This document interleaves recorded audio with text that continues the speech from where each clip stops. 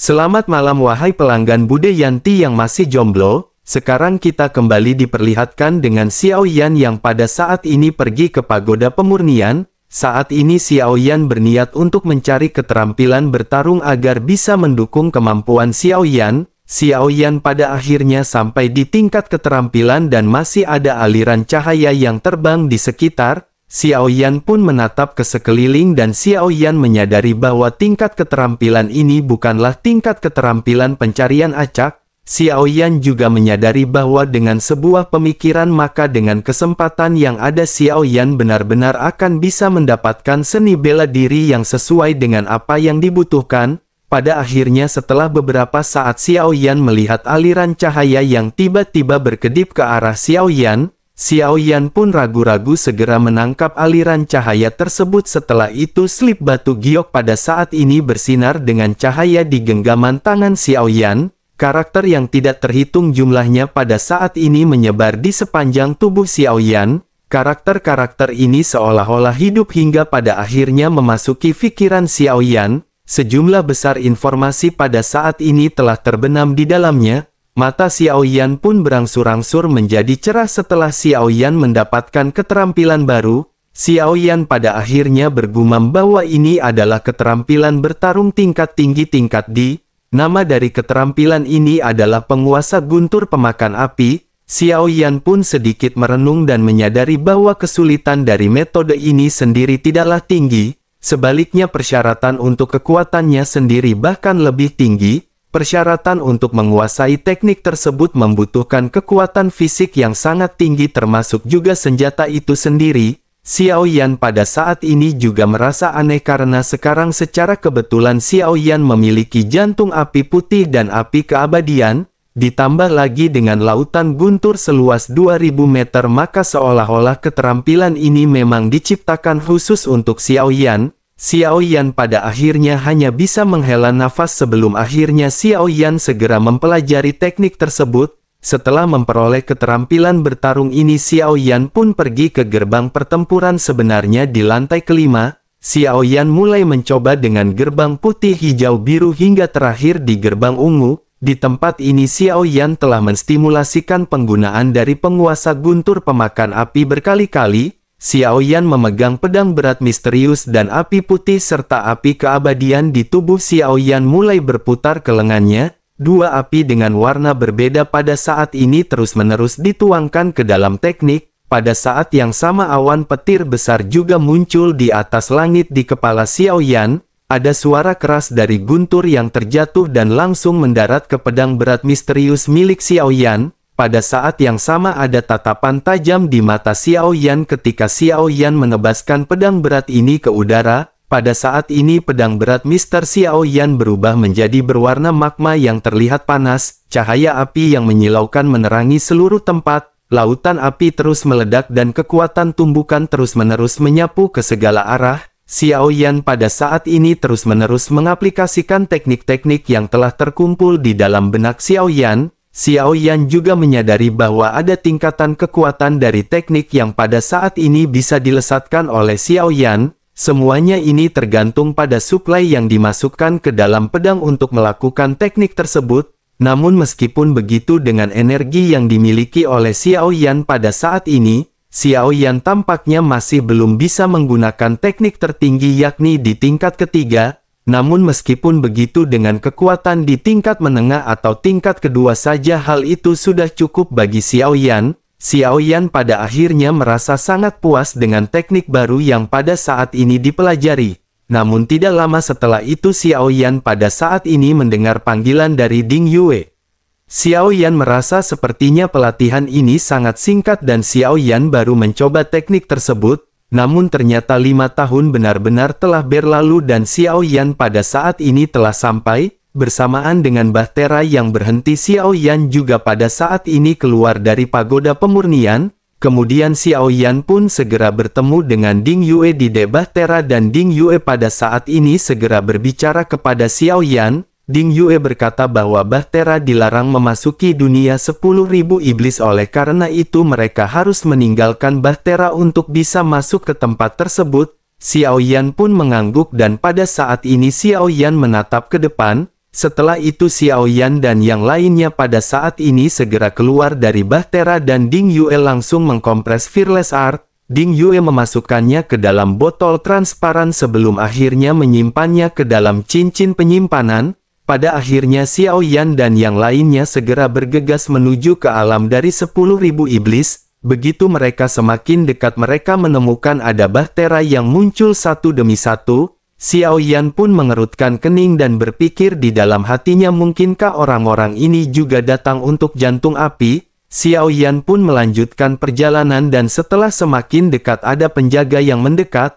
Ada juga banyak orang yang pada saat ini berada di samping Xiao Yan dan saling berkumpul. Tidak lama setelah itu salah seorang penjaga pada saat ini segera berteriak. Sosoknya berkata apakah mereka berada di sini untuk berpartisipasi dalam pelelangan istana 10.000 iblis. Setelah selesai berbicara sosoknya pada saat ini segera menatap ke arah Xiao Yan. Setelah itu dirinya kembali berteriak bahwa setiap orang perlu membayar 500 pil origin ki untuk memasuki dunia 10.000 iblis. Mendengar hal tersebut Xiao Yan pada saat ini tidak menjawab tetapi Xiao Yan langsung mengeluarkan 1.500 pil origin ki. Xiao Yan menyerahkannya kepada penjaga dan pada saat ini senyum segera muncul di wajah si penjaga. Dirinya pun segera menyerahkan tangannya untuk mempersilakan Xiao Yan bergegas masuk. Xiao Yan pun sedikit mengangguk dan Xiao Yan hendak memasuki dunia 10.000 iblis. Namun pada saat ini Xiao Yan mendengar gumaman dari banyak orang.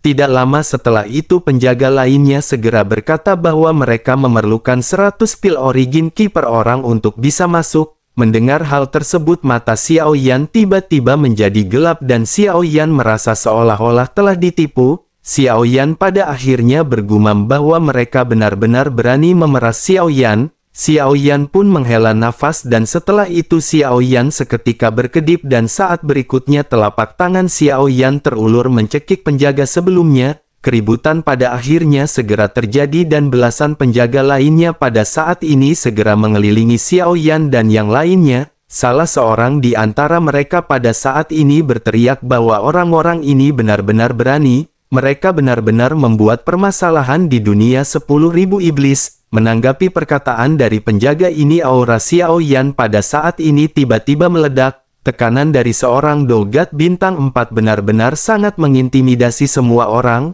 Bagaimanapun para penjaga ini hanya memiliki kekuatan di tingkat Dosian bintang 3 hingga bintang 4. Dengan begitu maka mereka benar-benar tidak akan bisa menahan tekanan yang dilesatkan oleh Xiao Yan. Namun meskipun tekanan ini benar-benar menekan mereka para penjaga lain pada saat ini segera datang dari belakang. Pemimpin mereka pada saat ini terlihat sangat bangga ketika berteriak ke arah Xiao Yan. Aura yang terpancar dari tubuhnya juga pada saat ini terasa berbeda. Begitu sosoknya muncul para penjaga di kedua sisi segera menyingkir satu demi satu. Sosok tersebut pun segera berkata mengapa saudara ingin melukai para penjaga alam 10.000 iblis. Menanggapi hal tersebut Xiao Yan pada saat ini tidak berbicara sama sekali sementara Ding Yue segera menjelaskan. Ding Yue berkata dengan marah bahwa penjaga ini telah mengambil 500 pil origin ki dari mereka. Mendengar apa yang dikatakan oleh Ding Yue sosok pria tersebut pada saat ini sedikit terdiam setelah itu sosoknya bertanya apakah ada permasalahan dengan hal tersebut. Ding Yue pun dengan marah kembali berbicara tetapi mereka hanya memberikan harga 100 bagi orang lainnya. Mengapa bagi kelompok mereka dibutuhkan harga 500 koin origin abadi? Mendengar hal tersebut pria itu seketika tertuju kepada Xiao Yan dan yang lainnya dan mulai kembali berbicara. Sosoknya berkata bukankah mereka ke sini untuk lelang dari istana 10.000 iblis? Jika bahkan mereka tidak bisa mengeluarkan ratusan pil origin ki bagaimana mungkin mereka akan bisa mengikuti pelelangan? Terlebih lagi bukankah untuk orang yang ingin mengikuti pelelangan jumlah tersebut sangatlah sedikit? Mendengar apa yang dikatakan oleh pria tersebut Xiao Yan pada saat ini sedikit melirik. Xiao Yan pun melepaskan penjaga sebelumnya dan menatap ke arah sosok yang baru saja berbicara.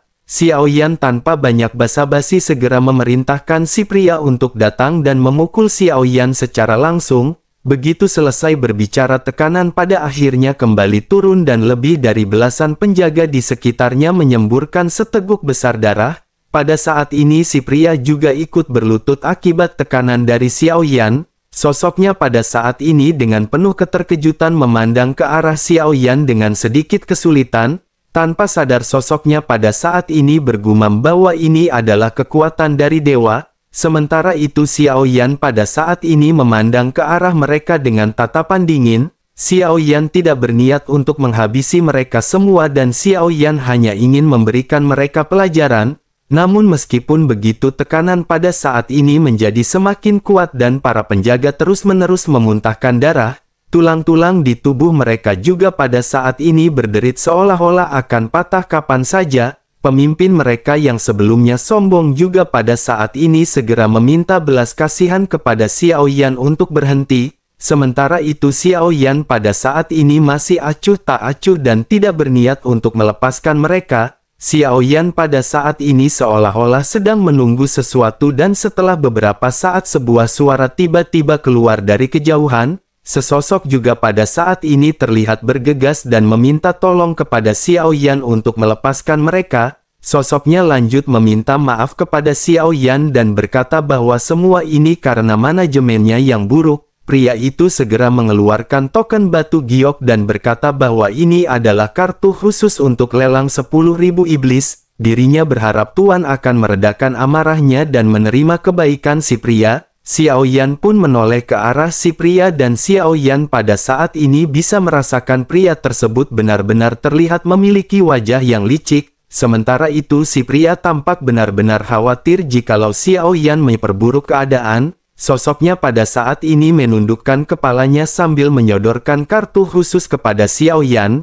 Sementara itu Xiao Yan menatap dingin ke arah pria parubaya yang baru saja muncul. Selanjutnya Xiao Yan seketika sedikit tersenyum dan Xiao Yan segera menarik tekanannya. Semua orang yang berlutut pada akhirnya merasa lega setelah tekanan ini menghilang. Sementara itu Xiao Yan pada saat ini langsung mengambil kartu khusus di tangan pria parubaya tersebut. Xiao Yan hanya mengucapkan terima kasih dan pada saat ini Xiao Yan segera bergegas. Sementara itu si pria pada saat ini bertanya kepada Xiao Yan bahwa dirinya ingin tahu dari manakah dewa ini berasal. Dirinya bernama Xiao Di dan Tuan bisa memanggilnya dengan sebutan Xiao Zhu. Mendengar hal tersebut Xiao Yan pada saat ini tidak menanggapinya sama sekali dan masih terus bergegas berjalan. Pria yang bernama Xiao Zhu juga pada saat ini hanya bisa tersenyum pahit. Dirinya hanya bisa menatap ke arah Xiao Yan dan yang lainnya yang pada saat ini bergegas pergi.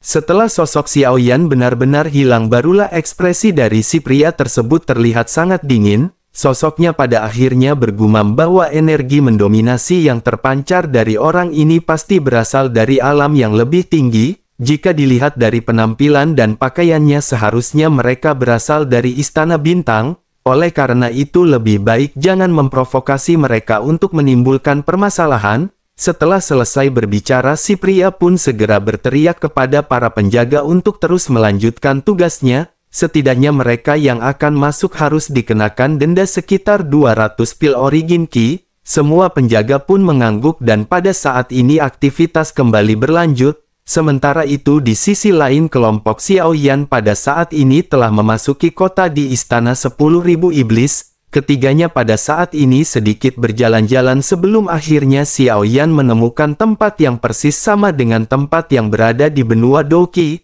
Tempat yang merupakan lorong ini berisi para pedagang yang berada di pinggiran jalan. Xiao Yan pun terkenang sedikit masa lalunya dan Xiao Yan pada saat ini sedikit tersenyum. Sementara itu Ding Yue pada saat ini juga terlihat tercengang melihat pemandangan yang berada di sekitar. Hal itu dikarenakan pada saat ini memang banyak barang langka yang sepertinya dibutuhkan oleh Ding Yue. Xiao Yan pun menyadari ekspresi dari Ding Yue dan Xiao Yan pada saat ini segera berbicara kepada Ding Yue. Xiao Yan berkata bahwa Ding Yue bisa mencari barang apapun yang berharga yang bisa digunakan oleh Ding Yue. Setelah mendapatkan banyak barang maka Ding Yue bisa berbicara langsung kepada Xiao Yan untuk membelinya. Ding Yue pun menganggukkan kepalanya dan Ding Yue pada saat ini segera mencari beberapa barang yang dirinya butuhkan. Sementara itu meskipun pil origin ki di tangan Xiao Yan tidak banyak tetapi Xiao Yan pada saat ini memiliki banyak koin roh naga. Koin roh naga ini adalah mata uang unik dari aliansi Dosian dan juga dapat digunakan sebagai pertukaran. Dengan begitu maka Xiao Yan pada saat ini tidak perlu khawatir mengenai dana untuk membeli barang-barang. Pada akhirnya selama kunjungan ini Ding Yue benar-benar terjebak dalam hiruk-pikuk pembelian. Dirinya menemukan banyak bahan yang sangat langka di tempat ini. Setelah Ding Yue selesai berbelanja di seluruh pasar Xiao Yan yang hampir memiliki total kekayaan 1,7 juta koin roh naga, semuanya benar-benar dihabiskan oleh Ding Yue untuk berbelanja bahan langka. Namun meskipun begitu Xiao Yan pada saat ini tidak terlalu peduli mengenai hal tersebut. Melihat ekspresi puas dari Ding Yue, Xiao Yan juga pada saat ini menunjukkan sedikit senyuman, namun tidak lama setelah itu Xiao Yan segera menyadari bahwa seseorang sepertinya sedang mengikuti mereka. Xiao Yan pun mengerutkan kening dan Ding Yue juga pada saat ini secara alami merasakannya. Ding Yue pun segera bertanya apakah Tuan telah bertemu musuhnya. Xiao Yan pun segera berkata mungkin saja itu bukan musuh Xiao Yan. Xiao Yan berpikir mungkin semua ini karena koin roh naga yang membuat permasalahan. Tampaknya aliansi Dosian telah menyinggung lebih banyak orang daripada yang Xiao Yan kira. Sebaiknya mereka pergi dari sini karena sepertinya tidak baik bagi mereka untuk tinggal di sini dalam waktu yang lama. Ding Yue pun mengangguk dan Xiao Yan pada saat ini segera memimpin kelompoknya bergegas keluar kota. Begitu mereka meninggalkan kota, sekelompok sosok pada saat ini muncul di belakang mereka. Mereka semua melihat ke arah di mana Xiao Yan dan yang lainnya pergi. Salah satu di antara mereka segera bertanya apakah ini adalah orang-orang dari aliansi Dosian. Menanggapi hal tersebut, salah seorang lainnya segera berkata bahwa dirinya baru saja mengamati orang ini menghabiskan banyak uang. Selain itu yang digunakan oleh pria ini adalah koin roh naga untuk bertransaksi. Dengan begitu maka orang ini pasti berasal dari aliansi Dosian.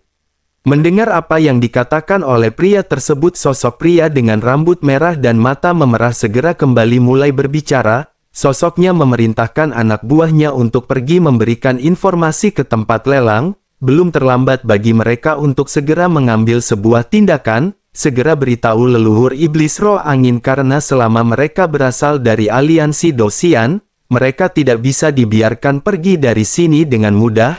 Beberapa orang pada saat ini mengangguk hingga pada akhirnya mereka segera bergegas pergi untuk menyampaikan informasi. Sementara itu sisanya pada saat ini segera bergegas untuk kembali mengikuti Xiao Yan. Sementara itu di sisi lain Xiao Yan, Xia Zhenghui dan Ding Yue pada saat ini bergegas melesat menghindari pengejaran dari penguntit. Pada akhirnya dengan kekuatan spiritual Xiao Yan dan Xia Zhenghui, aura Xiao Yan dan Xia Zhenghui berhasil ditekan. Bagi begitu mereka memasuki kedalaman hutan. Jejak dari kelompok Xiao Yan pada saat ini benar-benar tidak bisa ditemukan. Para mata-mata ini pun seketika kebingungan, tetapi meskipun begitu mereka tidak menyerah. Sementara itu di sisi lain meskipun Xiao Yan berhasil kabur dari para pengejar, Xiao Yan pada saat ini segera dihadapkan dengan perkelahian yang terjadi yang tidak jauh dari Xiao Yan dan yang lainnya. Sekelompok orang pada saat ini sedang mengepung beberapa gadis. Melihat hal tersebut Xia Zhenghui pada saat ini bersemangat.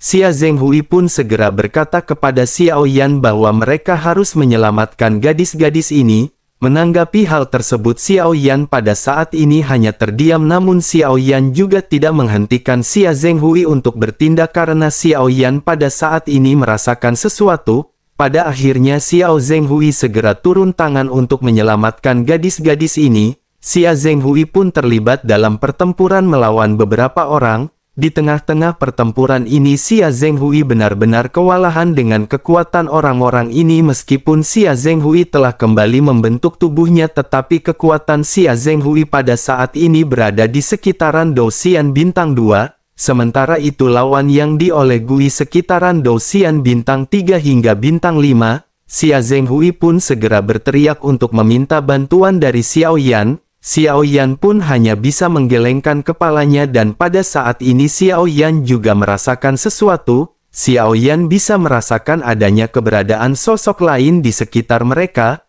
Lalu Xiao Yan pun menghela nafas dan pada saat ini Xiao Yan segera membuka mulutnya dan Void Shuttle segera dilesatkan dengan pikiran Xiao Yan. Void Shuttle ini seketika bergerak dengan kecepatan yang cepat. Void Shuttle ini melesat dan menembus tubuh dari beberapa orang yang berhadapan dengan Xia Zhenghui. Setelah itu Void Shuttle pun pergi ke kejauhan dan tidak lama terdengar banyak jeritan. Ada sekitar belasan sosok yang pada saat ini menjerit dan sepertinya semuanya benar-benar telah dibantai oleh Xiao Yan. Xiao Yan pun segera menghampiri Xia Zhenghui dan berkata bahwa semua permasalahan telah diselesaikan. Mendengar apa yang dikatakan oleh Xiao Yan, Xia Zhenghui pada saat ini hanya bisa terkejut. Xiao Yan bahkan tidak bergerak tetapi semua urusan benar-benar telah selesai. Xia Zhenghui benar-benar tidak menyangka bahwa Xiao Yan memiliki kekuatan yang sangat menakutkan seperti itu. Sementara itu di sisi lain sosok wanita yang diselamatkan oleh kelompok Xiao Yan pada saat ini segera menangkupkan tangannya dan mengucapkan terima kasih. Sosoknya lanjut memperkenalkan diri bahwa dirinya bernama Xiu Ling dan dirinya berasal dari klan burung elang. Setelah selesai berbicara sosoknya pada saat ini segera berkata sepertinya mereka bukan berasal dari tempat ini. Izinkan dirinya mengetahui dari manakah tuan-tuan ini berasal dan apakah tujuan mereka. Mungkin saja Xiu Ling bisa membantu mereka sebagai untuk membalas kebaikan mereka. Menanggapi hal tersebut Xiao Yan pada saat ini masih tetap diam dan tidak menjawab hal itu dikarenakan Xiao Yan benar-benar tidak perlu menjawab pertanyaan dari wanita tersebut. Sementara itu Xia Zhenghui pada saat ini mengangguk dan berkata bahwa mereka di sini untuk berpartisipasi dalam pelelangan. Menanggapi hal tersebut sosok Xiu Ling pada saat ini masih menatap ke arah Xiao Yan dan sepertinya dirinya mengetahui siapa bosnya yang berada di sini. Sosoknya pada akhirnya lanjut berkata bahwa masih ada waktu 5 tahun sampai pelelangan resmi dimulai. Dengan begitu maka dirinya akan dapat mengantar mereka untuk pergi ke sana. Terlebih lagi tempat ini benar-benar sangat rumit dan jika mereka tidak mengetahui jalannya mereka akan tersesat dan mereka benar-benar membutuhkan pemandu jalan. Mendengar apa yang dikatakan oleh wanita tersebut Xiao Yan pun sedikit menyipitkan matanya dan menatap ke arah Xiu Ling dengan serius. Xiao Yan pun lanjut berkata bahwa sepertinya identitasnya tidaklah sederhana. Apakah dirinya adalah putri dari klan burung elang? Xiu Ling pun sedikit merenung dan dirinya sedikit terkejut dengan perkataan dari Xiao Yan. Namun dirinya tahu bahwa dirinya tidak bisa menyembunyikan semuanya dan hal tersebut juga tidak berguna. Pada akhirnya Xiu Ling pun segera berkata apa gunanya menjadi seorang putri, sekarang dirinya hanya bisa melihat keluarganya di dalam kesulitan dan dirinya tidak bisa berbuat apa-apa. Ratusan orang telah mengorbankan diri mereka untuk melindungi Xiu Ling namun dirinya benar-benar tidak bisa memberikan apapun kepada mereka dan dirinya tidak pantas disebut sebagai seorang putri. Mendengar hal tersebut Xiao Yan pada saat ini sedikit terdiam sebelum akhirnya Xiao Yan lanjut berkata bahwa Xiao Yan bisa membantunya, tetapi sebelum itu dirinya harus memberitahu Xiao Yan apa yang terjadi dengan aura di tubuhnya. Xiu Ling pun tertegun sejenak setelah mendengar apa yang ditanyakan oleh Xiao Yan, dengan ekspresi pahit di wajahnya. Xiu Ling pada saat ini tidak bisa untuk tidak menjelaskan kepada Xiao Yan. Xiu Ling berpikir Xiao Yan adalah orang kuat dan sepertinya dirinya akan bisa membantu permasalahan klan dari Xiu Ling. Xiu Ling pada akhirnya segera bertanya kepada Xiao Yan bahwa dirinya ingin tahu apakah Tuan mengetahui tentang pohon 4 transformasi. Xiao Yan pun sedikit mengurutkan kening ketika mendengar apa yang dikatakan oleh Xiu Ling. Ada terlalu banyak harta di alam ini dan bagaimana mungkin Xiao Yan bisa mengetahuinya. Ding Yue dan Xia Zhenghui juga saat ini belum benar-benar pernah mendengar hal tersebut, namun sesungguhnya Xiao Yan tidak terlalu tertarik dengan hal ini. Xiao Yan pada saat ini hanya tertarik dengan aura samar di dalam tubuh Xiu Ling. Xiao Yan pada saat ini sudah memiliki 2 jantung api dan Xiao Yan bisa merasakan ada sesuatu yang sama di dalam aura Xiu Ling. Aura ini diwarnai dengan aura dari jantung api dan Xiao Yan juga pada saat ini sedikit tertarik. Xiao Yan benar-benar ingin melihat apa yang sesungguhnya sedang terjadi dan apakah ada jantung api. Sementara itu Xiu Ling pada saat ini kembali mulai menjelaskan kepada Xiao Yan. Xiu Ling berkata bahwa pohon ini tidak pernah berbuah, tetapi lebih dari 10 tahun yang lalu pohon tersebut pada akhirnya berbuah dan hal tersebut menyebabkan fenomena aneh di dunia. Namun yang jadi permasalahan adalah pohon tersebut merupakan tempat tinggal dari klan miliknya. Banyak orang yang pada saat ini mengincar buah dari pohon tersebut. Jika Tuan bersedia membantu Xiu Ling dan klan burung elang selamat dari musibah ini, dirinya berjanji akan memberikan Tuan 10 buah dari pohon tersebut. Mendengar apa yang dikatakan oleh Xiu Ling, Xiao Yan pada saat ini sedikit mengangguk. Xiao Yan hanya peduli dengan aura dari jantung api dan Xiao Yan perlu menyelidikinya.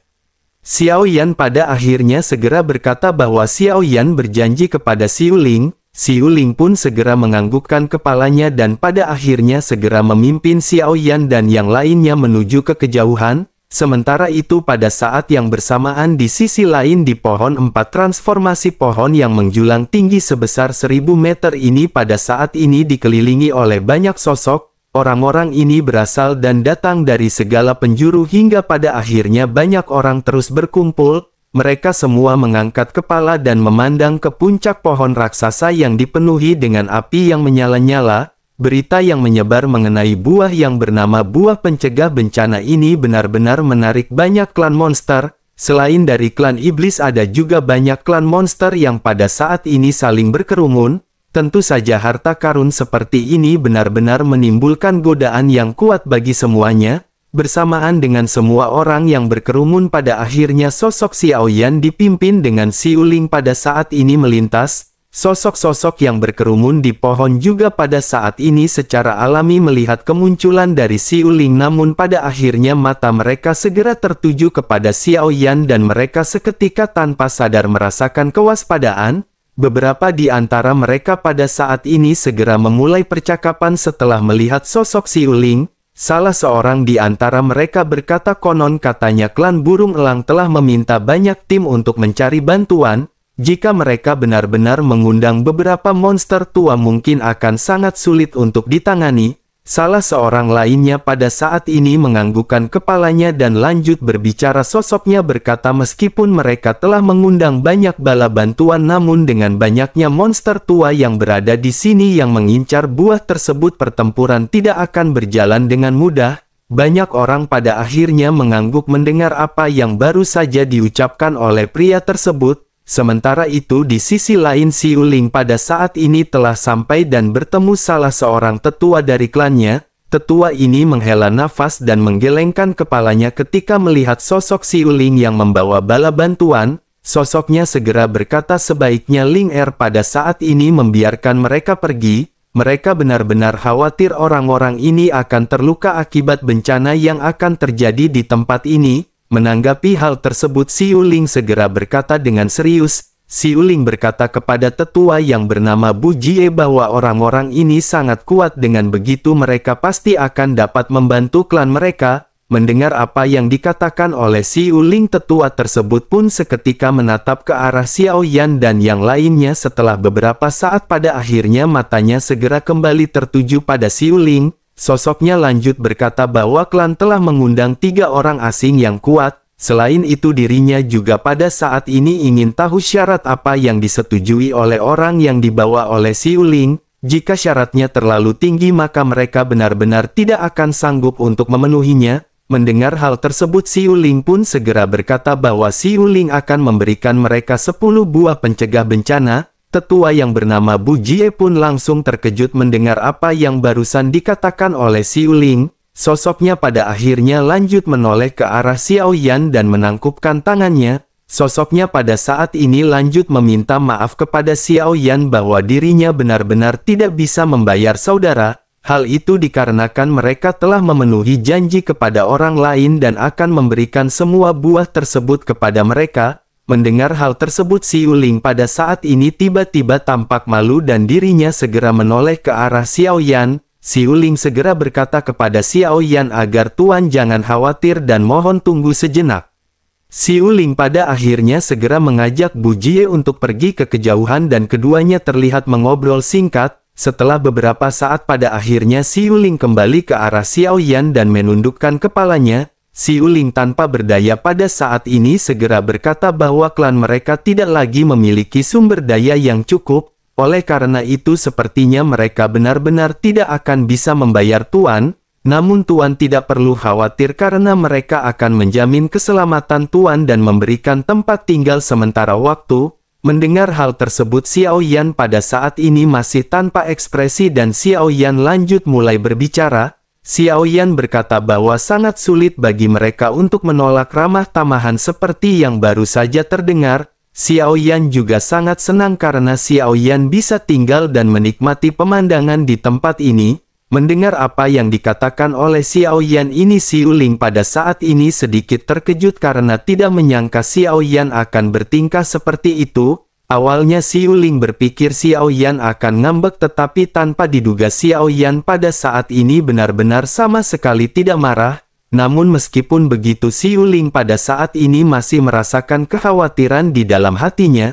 Si Uling pada akhirnya lanjut berkata bahwa Tuan seharusnya dapat melihat sudah ada terlalu banyak orang kuat yang menunggu di sekitar klan mereka. Sangat beresiko bagi Tuan untuk tinggal di sini dan Si Uling sejujurnya sangat khawatir akan keselamatan Tuan. Menanggapi hal tersebut Xiao Yan tersenyum dan berkata bahwa tidak buruk untuk beristirahat selama beberapa hari di tempat ini. Adapun mengenai risiko yang disebutkan oleh Si Uling bagi Xiao Yan, hal tersebut bukanlah permasalahan. Si Uling pada akhirnya hanya bisa sedikit tersenyum masam dan menangkupkan tangannya ke arah Xiao Yan. Pada akhirnya Si Uling pun segera mengajak Xiao Yan untuk pergi dan menyiapkan tempat untuk menginap di rumah salah satu janda yang ada di desanya.